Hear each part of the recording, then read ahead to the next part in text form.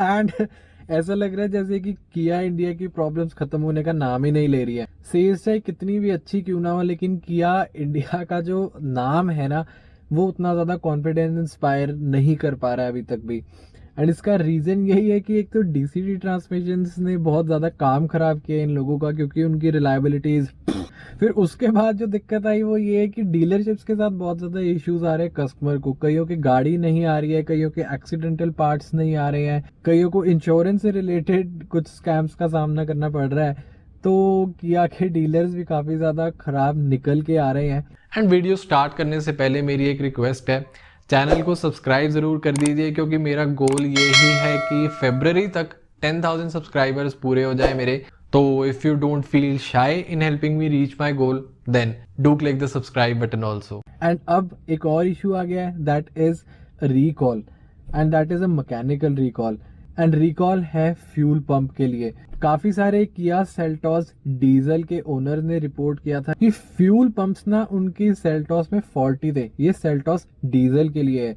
Seltos diesel में आपको 115 bhp के साथ 1.5 लीटर का डीजल इंजन मिलता है। तो उसमें रिपोर्ट्स आई हैं कि सेल्टॉस डीजल में फॉल्टी फ्यूल पंप्स दिए गए हैं। तो इसी वजह से किया ने एक रिकॉल इशू किया है for any Kia Seltos diesel manufactured between 1st October 2019 and 13 March 2020। इन गाड़ियों के लिए एक रिकॉल आया है फॉल्टी डीजल फ्यूल पंप्स का।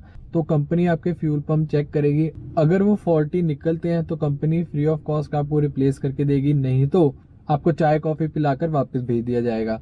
अब ये चीज तो चलो काफी सारे व्यूअर्स कहेंगे कि अप्रिशिएबल है कि कंपनी ने फॉल्ट को रिकॉग्नाइज किया है, ओनर्स की बात सुनी है, एंड उस चीज के लिए फ्री रिप्लेसमेंट भी दे रहे हैं अगर वो फॉल्टी निकलती है तो।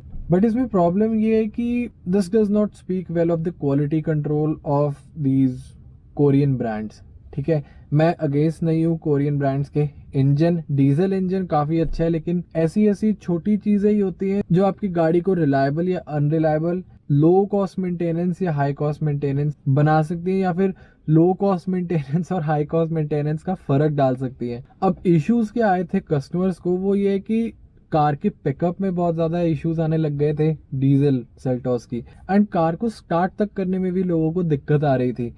तो ये जब इशू ज्यादा ही प्रोमिनेंट हो गया तब जाके कंपनी की आंखें खुली एंड उन्होंने रिकॉल इशू किया। अब इशू ये है कि फ्यूल पंप में जो फ्यूल फिल्टर होता है ना, उसके बॉटम में होल है, या फिर जो फिल्टर का प्लास्टिक सिलेंड्रिकल हेड है उसमें क्रैक्स आ रहे हैं। तो गाड़ी को 1 साल भी नहीं हुआ है, तो अगर फिल्टर के सिलेंड्रिकल हेड्स में 1 साल के अंदर ही क्रैक्स आने लग गए हैं, तो आई एम अफ्रेड कि कैसी सी क्वालिटी मिल रही है आपको। फिल्टर के बॉटम में होल है, ठीक है, ये मैन्युफैक्चरर की गलती है, लेकिन आपको पहले ही ये चीजें देखनी चाहिए। जब आप कंपोनेंट फिट कर रहे होते हैं तो होल तो बहुत इजीली दिख जाते हैं। एंड इस चीज की तरफ भी ध्यान जाता है कि कितने लो कॉस्ट या लो क्वालिटी वाले मैन्युफैक्चरर से किया अपने fuel pumps and fuel filters source करा रहे हैं, कि वो within an year of ownership में ही आपको फॉल्ट्स देने लग गए हैं। तो all this does not speak a lot about the quality control these Korean brands are offering you. And quality पे डाउट्स तो तभी रेज हो गए थे जब ऑस्ट्रेलियन किया सेल्टॉस के 5 स्टार रेटिंग थी ऑस्ट्रेलियन एनकैप में, जो कि ग्लोबल एनकैप से भी ज्यादा स्ट्रिंजेंट है। लेकिन जो आपको इंडियन किया सेल्टॉस मिल रही है ना, उसमें आपको सिर्फ 3 स्टार सेफ्टी मिली है, यानी कि कम स्ट्रिंजेंट टेस्ट में भी वो गाड़ी सिर्फ 3 स्टार्स लेकर आ रही है। तो क्वालिटी तो वैसे ही आपको डाउनग्रेडेड मिल रही है। एंड जब ऐसे से इश्यूज आने लग जाएंगे, फ्यूल फिल्टर्स तक नहीं अगर आप अच्छे से लगा सकते, तो आई एम अफ्रेड कि और आगे चल के कितनी दिक्कतें आपको फेस करनी पड़ेंगी। अब इस रिकॉल की अगर दूसरी साइड भी देखिए ना, तो वो बहुत ही ज्यादा डाउट्स क्रिएट करती है।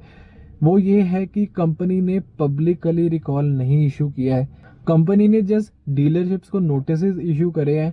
एंड डीलरशिप्स भी ना एज सच कस्टमर्स को कॉल कर नहीं बोल रहे हैं कि ऐसा कोई रिकॉल इशू हुआ है तो आप अपनी गाड़ी इंस्पेक्ट करा जाइए। जो जो लोग अपनी Seltos diesel regular maintenance service के लिए लेके जा रहे हैं, जो शेड्यूल सर्विस है, उन्हीं के वो साथ साथ फ्यूल पंप्स चेक करके दे रहे हैं। लेकिन आउट ऑफ द बॉक्स ज्यादातर कस्टमर्स को नहीं बुलाया जा रहा है। एंड जितने भी लोगों को इस रिकॉल के बारे में पता चल रहा है ना, वो उन्हीं लोगों से पता चल रहा है जो रेगुलर सर्विस के लिए किया डीलरशिप के पास जाते हैं एंड तब जाके उनका फ्यूल पंप इंस्पेक्ट किया जाता है। तो ये चीज़ काफ़ी ख़राब है कि कंपनी ने अपने रिकॉल को एक तो पब्लिक नहीं किया है एंड ऊपर से वो कस्टमर्स को भी डायरेक्टली रीच आउट नहीं कर रहे हैं कि अपने फ्यूल पंप्स इंस्पेक्ट करा जाइए।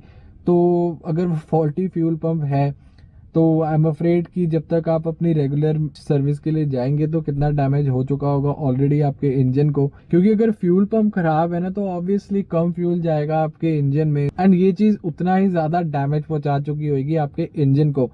तो जहां ऐसे इंपॉर्टेंट रिकॉल्स के लिए कंपनी को खुद कस्टमर्स को रीच आउट करके बुलाना चाहिए, वहीं कंपनी ने इस चीज को काफी ज्यादा सीक्रेट रखा है ताकि ये बात ज्यादा पब्लिक ना हो। तो मोर और less what the company cares for is just their name but not the customers. तो आप भी इस चीज को ध्यान में रखिए। अगर आपके पास किया सेल्टोस डीजल है मैन्युफैक्चर्ड बिटवीन 1 अक्टूबर 2019 टू 13 मार्च 2020 तो अपने फ्यूल फिल्टर आप जल्द से जल्द जाके इंस्पेक्ट करा लाइए।